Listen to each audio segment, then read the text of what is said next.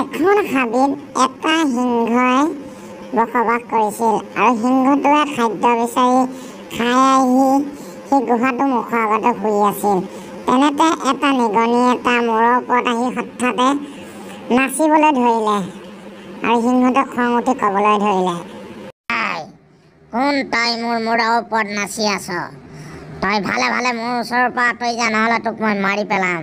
নিগনিটোৱে মনতে খুব আনন্দ পাইছিল তাৰ জোকাৰি মেলি, আৰু সি এবাৰ গুহাটোৰ ভিতৰলৈ সোমাই যায়, আকৌ তাৰ পিঠিত উঠে। তেনেদৰে কৰি থাকিবলৈ ধৰিলে নিগনিটো, আৰু শেষত সিংহটো খং উঠিব ধৰিলে।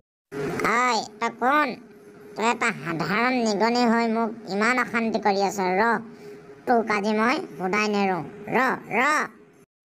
আৰু নিগনিটোক সিংহটোৱে হেঁচা মাৰি হাতখনে ধৰি ল'লে আৰু সুধিবলৈ ল'লে তাক, তই ক'ত যাবি এতিয়া? তোক মই মাৰি পেলাম এতিয়া,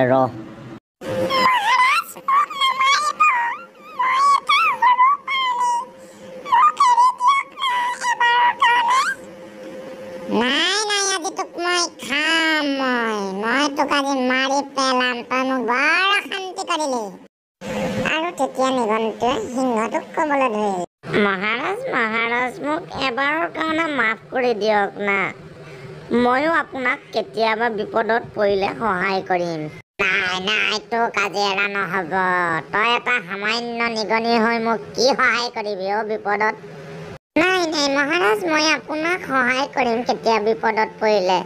আপুনি মোক এবাৰৰ কাৰণে মাফ কৰি দিয়ক না মহাৰাজ, এবাৰ এৰি দিয়ক। আৰু তোক এবাৰৰ কাৰণে এৰি দিছোঁ, যা। আৰু নিগনিটো ধন্যবাদ দি তাৰ পৰা গুচি যায়।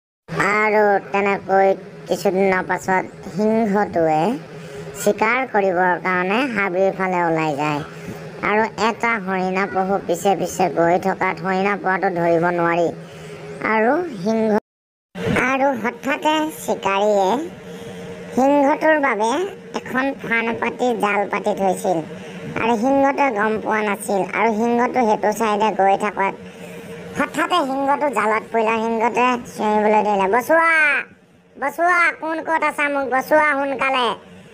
আৰু চিকাৰীবোৰে সিংহটোক দেখি বৰ ফূৰ্তি কৰিব ধৰিলে, আৰু সিংহটোৱে অত্যন্ত প্ৰাণ জুৰি চিঞৰিব ধৰিলে, বচোৱা, মোক কোন ক'ত আছা? হঠাৎ সিংহটোৰ আৱাজ শুনি আহিলে আৰু সিংহটোক দি থোৱা জালবোৰ কুটিব ধৰিলে, আৰু জালবোৰ কুটি সিংহটোক মুকলি কৰি দিলে, আৰু দুয়োটাই আনন্দ মনে হাবিলৈ গুচি গ'ল।